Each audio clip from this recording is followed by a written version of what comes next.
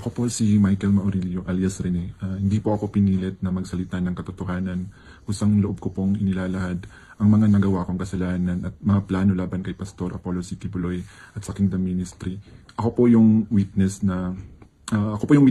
ginawang witness ni San Risa Ontiveros na nakatakip yung muka.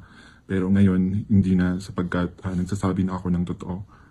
Binayaran po ako ni San Risa Ontiveros para mag-testify laban kay PRRD, VP Sara at kay Pastor Apollo C. Kibuloy. Lahat ng sinabi ko at kasama ko doon na nag-witness sa Senado ay ginawa lamang ni San Risa upang papagsakin si Pastor at ang buong kingdom at kunin ang kanilang mga ari-arian.